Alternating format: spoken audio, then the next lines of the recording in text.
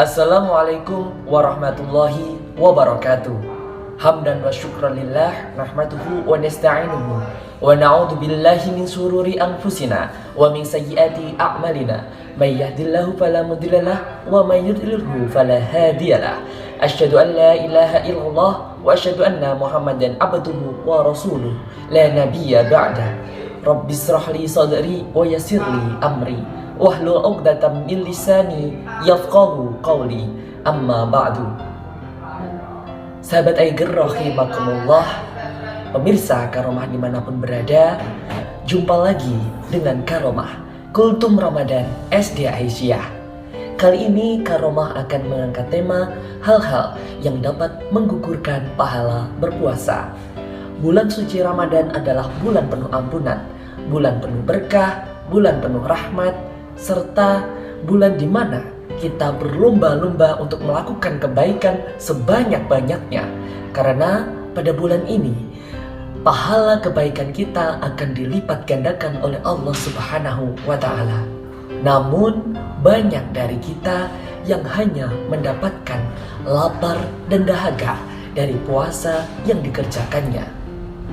Jadi tidak sedikit orang yang berpuasa namun tidak dapat sesuatu dari puasa yang ia kerjakan, melainkan hanya lapar dan dahaga yang ia dapatkan. Rasulullah SAW pun sendiri menyatakan banyak dari kita tidak mendapatkan sesuatu dari puasa yang kita lakukan, melainkan hanya mendapatkan rasa lapar dan dahaga.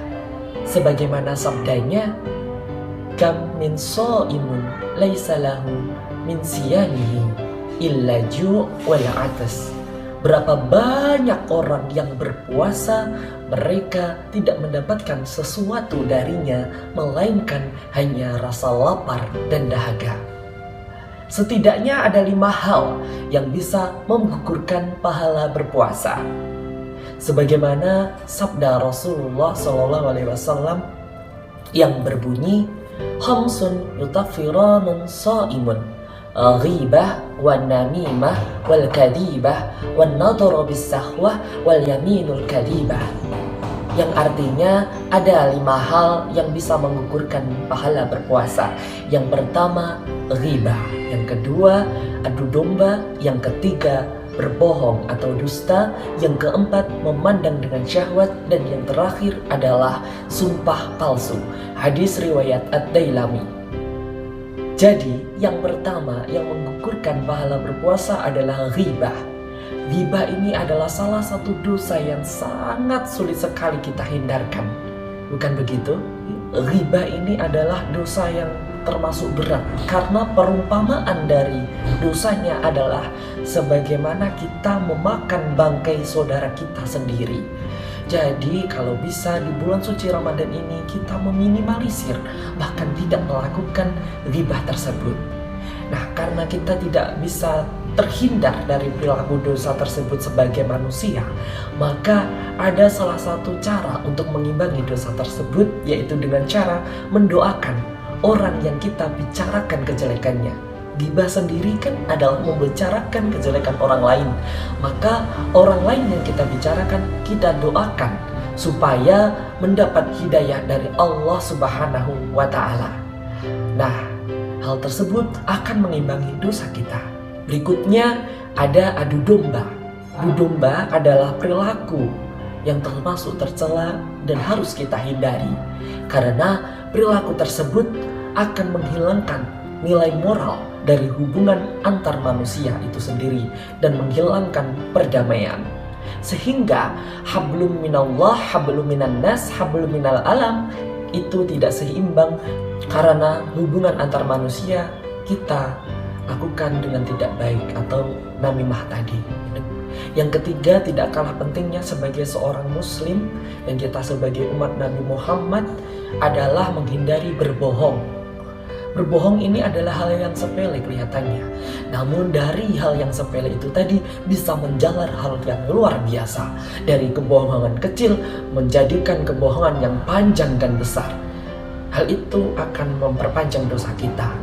Nah, sebagai umatnya Nabi Muhammad SAW, dan semoga kelak kita diakui sebagai umatnya, amin ya rabbal alamin, kita harus meneladani sifat beliau, yaitu sidik, yang artinya benar atau jujur.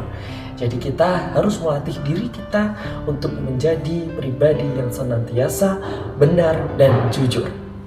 Dan yang keempat adalah wan-nadharu bis-syahwah, atau memandang dengan syahwat. Memandang dengan syahwat adalah bukan hal yang sepele, karena perilaku tersebut akan memicu kita untuk melakukan dosa atau perbuatan yang tidak kita inginkan. Maka dari itu, kita harus menghindari hal-hal yang bisa menimbulkan syahwat kita. Apalagi di bulan suci ini, kita harus menjaga kesucian bulan Ramadan ini dengan penuh beribadah kepada Allah Subhanahu wa Ta'ala. Kemudian yang terakhir adalah wal yaminul kadhibah, atau sumpah palsu. Sumpah palsu adalah perilaku sumpah yang tidak sejalan dengan hati, apalagi sumpah palsu ini tidak kita kerjakan. Maka sumpah yang tidak kita kerjakan itulah sumpah palsu. Jadi kalau bisa kita dalam bersumpah harus hati-hati, apalagi dengan membawa nama Allah serta Rasulullah.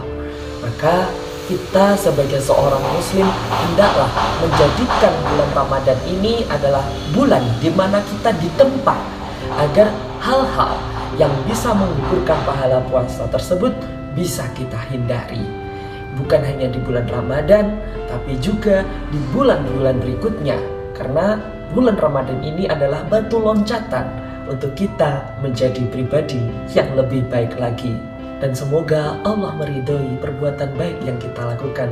Tentunya kita diberikan istiqomah dalam melakukannya. Amin, amin ya rabbal alamin. Cukup sekian karomah yang bisa saya sampaikan. Kurang lebihnya mohon maaf apabila ada salah kata. Terima kasih atas perhatiannya. Syukran ala ihtimamikum. Billahi fisabil haq. Fastabiqul khairat. Wassalamualaikum warahmatullahi wabarakatuh.